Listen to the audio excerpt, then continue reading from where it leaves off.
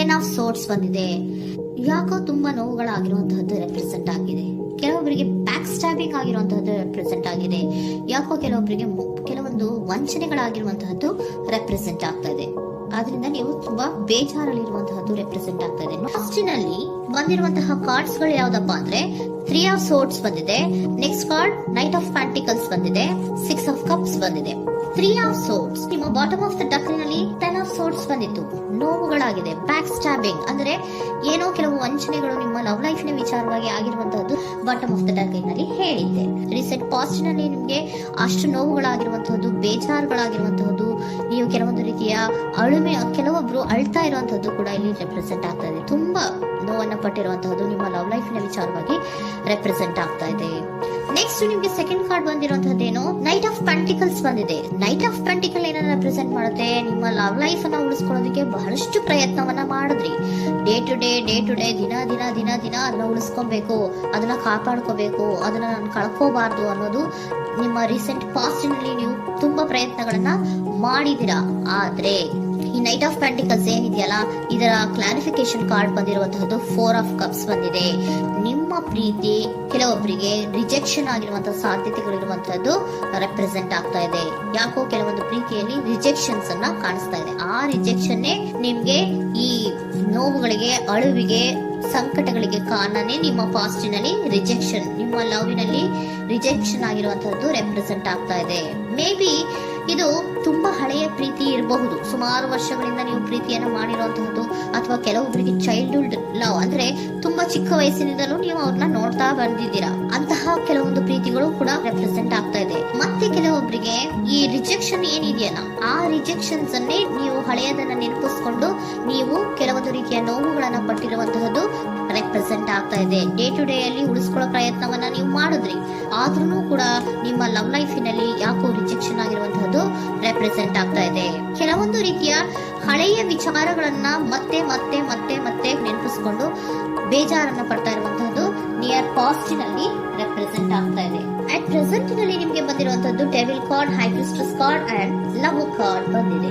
ಯಾಕೆ ಹಳೆಯದನ್ನ ನೀವು ನೆನಪಿಸ್ಕೊಂಡು ಬೇಜಾರ್ ಮಾಡ್ಕೋತಾ ಇದ್ದೀರಾ ಅಂದ್ರೆ ಡೆವಿಲ್ ಕಾರ್ಡ್ ಏನನ್ನ ರೆಪ್ರೆಸೆಂಟ್ ಮಾಡುತ್ತೆ?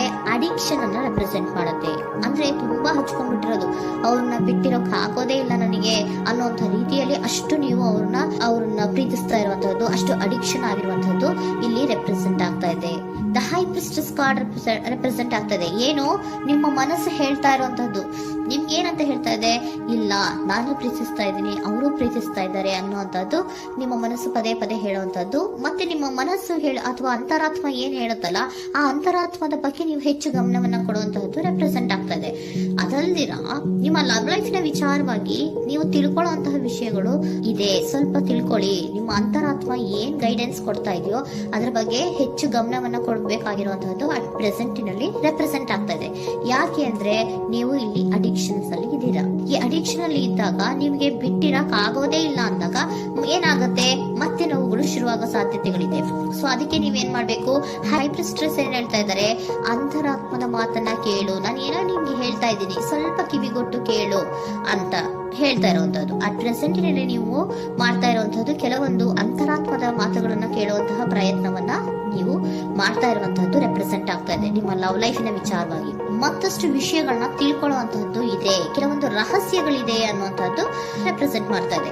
ಯಾಕೆ ಅಂದ್ರೆ high priestess card represented by secrets ಅನ್ನ ರೆಪ್ರೆಸೆಂಟ್ ಮಾಡುತ್ತೆ. ಕೆಲವೊಂದು ವಿಚಾರಗಳನ್ನ ಫಸ್ಟ್ ತಿಳ್ಕೊ, ಕೆಲವೊಂದು ವಿಚಾರಗಳ ಬಗ್ಗೆ, ನಿನ್ನ ಲವ್ ಲೈಫಿನ ವಿಚಾರಗಳ ಬಗ್ಗೆ ಇನ್ನೂ ಸ್ವಲ್ಪ ವಿಚಾರಗಳನ್ನ ತಿಳ್ಕೊ ಅನ್ನೋದು ನಿಮ್ಮ ಅಂತರಾತ್ಮದ ಮಾತು ಹೇಳ್ತಾ ಇರುವಂತದ್ದು ರೆಪ್ರೆಸೆಂಟ್ ಆಗ್ತಾ ಇದೆ. ಲವರ್ ಕಾರ್ಡ್ ಬಂದಿದೆ, third card. So lover card ಏನನ್ನ ರೆಪ್ರೆಸೆಂಟ್ ಮಾಡುತ್ತೆ? ನೀವಿಬ್ರು ಒಂದು ರೀತಿಯ ಸೋಲ್ಮೇಟ್ಸ್ ಅನ್ನ ರೆಪ್ರೆಸೆಂಟ್ ಮಾಡುತ್ತೆ.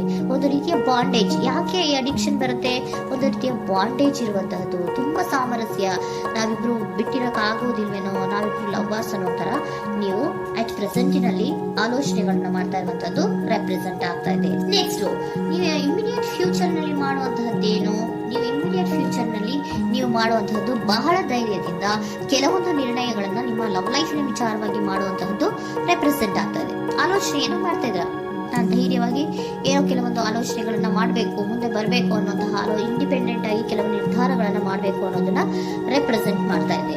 ನೆಕ್ಸ್ಟ್ ಕಾರ್ಡ್ ಬಂದಿರುವಂತದ್ದೇನು, two of cups, equal given and take. ಇದರಲ್ಲಿ ರೀತಿಯಲ್ಲಿ ಶೇರಿಂಗ್ ಅನ್ನೋದು ಇದೆ. ನಿಮ್ಮ ಪ್ರೀತಿಯಲ್ಲಿ ಒಂದು ಬಾಂಡೇಜ್ ಇದೆ, ಸಾಮರಸ್ಯ ಇದೆ, ಪ್ರೀತಿ ಇದೆ. ನೀವೇನ್ ಮಾಡ್ತಾ ಇದ್ದೀರಾ, ಇಮಿಡಿಯೇಟ್ ಫ್ಯೂಚರ್ ಅಲ್ಲಿ ಒಂದು ಆಕ್ಷನ್ ಅನ್ನ ತಗೋಬೇಕು, ಧೈರ್ಯವಾಗಿ ಮುನ್ನುಗ್ಗುವಂತ ಪ್ರಯತ್ನವನ್ನ ಮಾಡ್ತೀರಾ.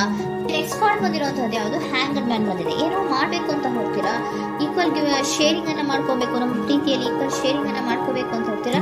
ಆದ್ರೂ ಕೂಡ ನೀವು ಅಲ್ಲಿ ಏನ್ ಮಾಡ್ತೀರಾ, ಪಾಸ್ ಮಾಡ್ತೀರಾ, ನಿಂತು ಬಿಡ್ತೀರಾ. ಅಯ್ಯೋ ಏನಾಗುತ್ತೋ ಏನೋ, ಇರು ಇರು ಇರು ಅಂತ ಉಲ್ಟಾ ಆಲೋಚನೆಯನ್ನ ಮಾಡ್ತೀರಾ. ಅದಕ್ಕೆ ನಿಮ್ಗೆ ಇಲ್ಲಿ ಕಾರ್ಡ್ ಬಂದಿರುವಂತದ್ದು ಏನಂದ್ರೆ, ಸರೆಂಡರ್ ಯುವರ್ ಫಿಯರ್ ಆಫ್ ಇಂಟಿಮಿಸಿ.